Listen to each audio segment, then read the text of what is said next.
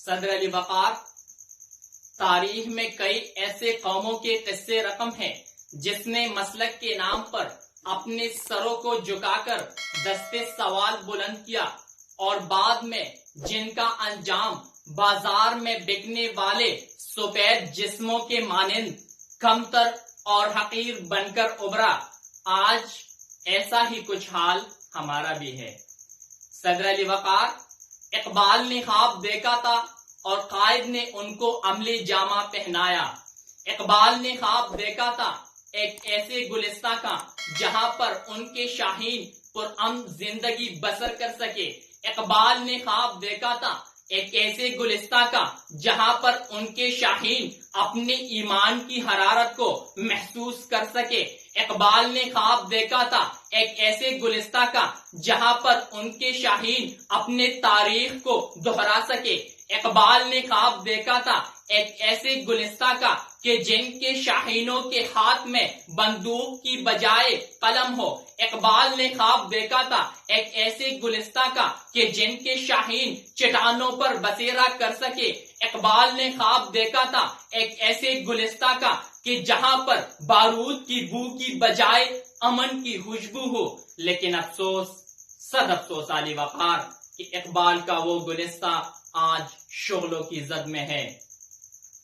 صدر علی وقار، کیا میں ذکر کروں غربت کے ان شغلوں کا کہ جن کی تپش انسان کو کفر تک لے جاتی ہے؟ کیا میں ذکر کروں غربت کے ان شغلوں کا کہ جن کی تپش ترپار کر کے بچوں کو جلسا کر موت کے منہ میں دھکیل دیتی ہے؟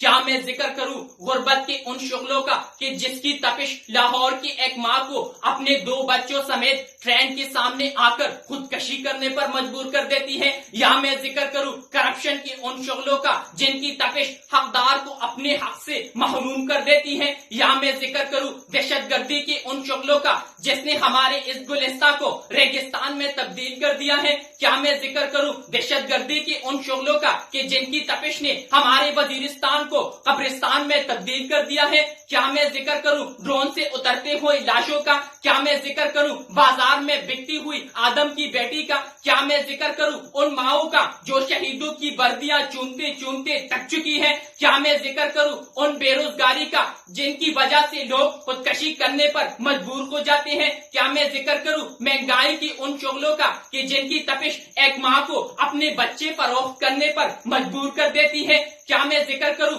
ان کمزور معاشی حالت کا جس نے ہمیں غیروں کے سامنے ہاتھ پھیلانے پر مجبور کر دیا ہے؟ کیا میں ذکر کروں اغیار کی ان سازشوں کا جس کی تپش سے وہ ہمارے اس گلستہ کی بنیادوں کو کھوکھلا کرنا چاہتے ہیں؟ میں ذکر کروں تو کن کن شغلوں کا ذکر کروں علی وقار؟ اصول بیچ کر مسند خریدنے والوں، نگاہیں اہل وفا میں بہت حقیر ہو تم۔ وطن کا پاس تمہیں تا نہ ہو سکے گا کبھی کہ اپنے حرس کے بندے ہو، بے ضمیر ہو تم۔ صدر علی وقار، آج اس گلستہ کی ہستحالی در حقیقت ایک پیام ہے، ہمارے احساس، غیرت اور اتفاق کی موت کا پیام۔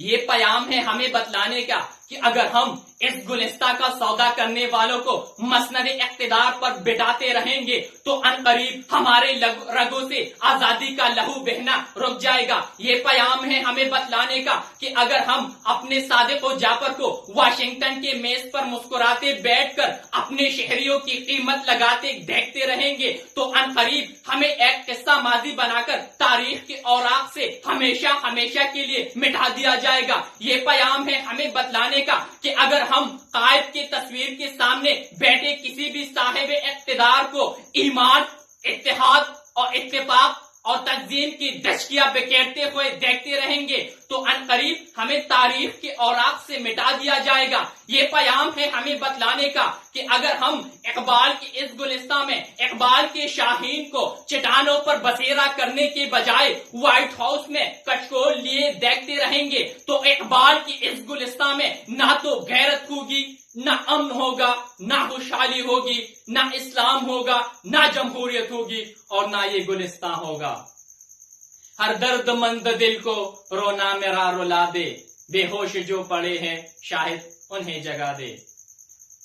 صدر علی وقار، تاریخ گواہ ہے کہ ہم ذوق خراش کو دینے کے باعث غلامی کی 90 سال کاٹ چکے ہیں، مگر پھر بھی ہم اپنے گھروں کے پرسکون کونوں میں آسانیاں تلاش کر رہے ہیں۔ کیا ہم بھول گئے افسانیہ کی اڑتی ہوئی ہاتھ کو کہ جس میں 800 سالہ حکومت کا اقبال گم ہو گیا؟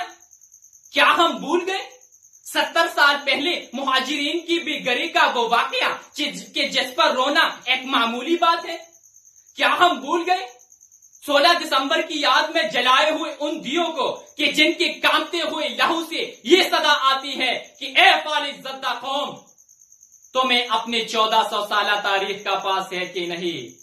لیکن افسوس، صد افسوس علی وقار کہ ہم اپنے دکھوں کا مداوع کرنے نکلے تو 2-4 نعروں سے ہمارا گلا بیٹھ گیا اور 5-7 قدم چل کر ہمارے پاؤں میں بے حسی کے چالے پڑ گئے۔ آئیے صدر علی وقار، ہم اپنے آنے والے نسلوں کو ایک ایسا شہر گلستان دے کہ جس کے ایک ایک در اور ایک ایک بام میں امن ہو، ترقی ہو، خوشحالی ہو، جمہوریت ہو، اتفاق ہو، اتحاد ہو اور تنظیم ہو، اور ہم یہ ثابت کریں کہ ہم چودھری، وڈیرے اور کمی نہیں، ہم شیعہ، سنی، وہابی نہیں، ہم پنجابی، بلوچ اور پٹھان نہیں، بلکہ ہم اقبال کے شاہین ہیں، اور یہی وہ ایک راستہ ہے جس کے ذریعے ہم اپنے اس گلستان کو ان شغلوں کی زد سے محفوظ رکھ سکتے ہیں۔ ابھی مانا ہمارے لب پہ خاموشی کا سایہ ہے، ابھی مانا ہمارے لب پہ خاموشی کا سایہ ہے، ابھی مانا ہمارے بیہودی میں فرق آیا ہے، مگر اے دشمن دل غمزدہ پر مسکرانا نہیں، ابھی تو بے کسوں کی آخری تلوار چلنی ہے، ابھی تو شام ڈلنی ہے، ابھی تو شام ڈلنی ہے، ابھی تو دیکھ لے مجھ پر جنوں کا ورد طاری ہے، ابھی تو جنگ جاری ہے، ابھی تو جنگ جاری ہے۔